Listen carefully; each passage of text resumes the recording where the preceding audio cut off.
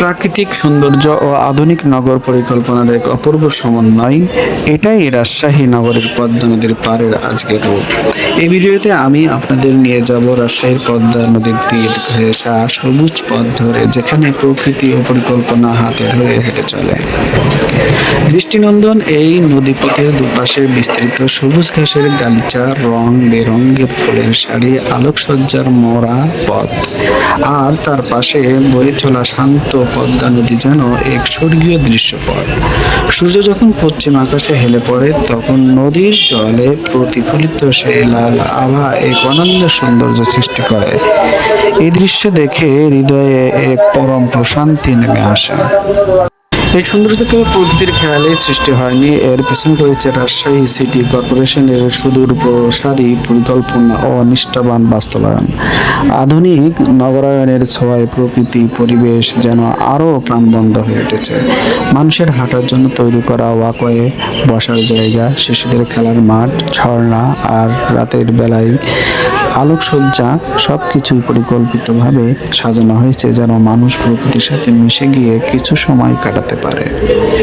Rajshahi city কর্পোরেশনের এই দৃষ্টিনন্দন প্রকল্প শুধু সৌন্দর্যের জন্যই নয়, বরং পরিবেশ রক্ষার একটি সফল উদ্যোগ। শহরকে সবুজে মারানো, নদীর পাড় সংরক্ষণ এবং নাগরিকদের জন্য সুস্থ বিনোদন পরিবেশ তৈরি করাই ছিল মূল লক্ষ্য ও উদ্দেশ্য। পদ্মা নদীর এই তীরবর্তী অংশকে কেন্দ্র করে এখন প্রতিদিন হাজারো মানুষ হাঁটতে আসে, ছবি তোলে, প্রকৃতিকে উপভোগ করে। এটা শুধু পর্যটনের বিকাশ ঘটায়নি, বরং মানুষকে প্রকৃতির আরও কাছে যেতে সাহায্য করেছে। তবে এই সব কিছুর মূলে রয়েছে মহান আল্লাহ তাআলার অসীম কুদরত। তিনি তার অপার সৃষ্টিশক্তি দিয়ে আমাদের দিয়েছেন আকাশ, বাতাস, নদী, নালা, বৃক্ষ, পুষ্প, আলো ছায়ার অপূর্ব মেলবন্ধন।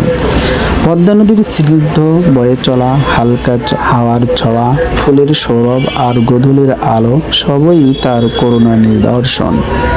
মানুষ যতই আধুনিক হোক না কেন, প্রকৃতির সৌন্দর্য সৃষ্টি হয় আল্লাহর ইচ্ছায়।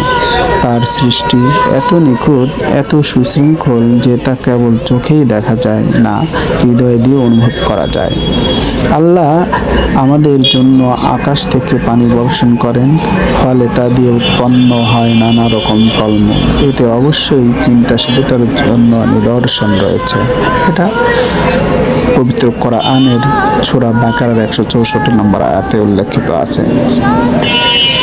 তো গাইজ, এই ভিডিওতে আরও ধরা পড়েছে সেই সব নিদর্শনের কিছু ঝলক।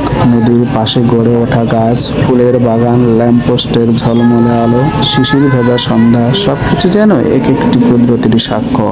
একজন পর্যবেক্ষণ যদি একটু গভীরভাবে ভাবেন, তবে তিনি অনুধাবন করতে পারবেন কত অসাধারণ পরিকল্পনায় মহান স্রষ্টা এই পৃথিবী সৃষ্টি করেছেন। রাজশাহী আজ শুধু একটি নগর নয়, এটি হয়ে উঠেছে পরিবেশ বান্ধব উন্নয়নের এক মডেল। মহান আল্লাহর সৃষ্টি ও মানুষের কর্মশক্তির সম্মেলনে এই নগর আজ এমন একটি রূপ নিয়েছে যা শুধু বাংলাদেশ নয়, বিশ্বের যে কোনো প্রান্তের মানুষকে মুগ্ধ করতে পারে। আসুন আমরা সবাই মিলে এই সৌন্দর্য সংরক্ষণের কাজ করি। প্রকৃতি আমাদের দিয়েছে জীবনের রসদ, তার প্রতি দায়িত্বশীল আচরণ আমাদের নৈতিক ও ধর্মীয় কর্তব্য। মান আল্লাহর এই দান রক্ষা করা মানেই তার প্রতি কৃতজ্ঞতা প্রকাশ করা।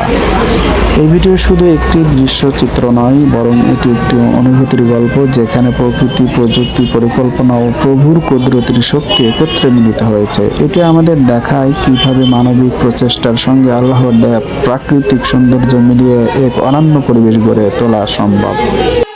তবে শেষ কথা একটি না বললেই নয়, সেটা হচ্ছে কেউ যদি এই রাজশাহীর বুকে থেকে এই কক্সবাজারের কোনো ভিউ দেখতে চান, তাহলে অবশ্যই রাজশাহীর এই টিবাদ নদীর পাড়ে এসে এই ভিউটা দেখলে অবশ্যই কক্সবাজারের যে ভিউটা, এখানে না আসলে বোঝা যাবে না যে শহরের কোলাহল ছেড়ে এখানে কত সুন্দর একটি পরিবেশ।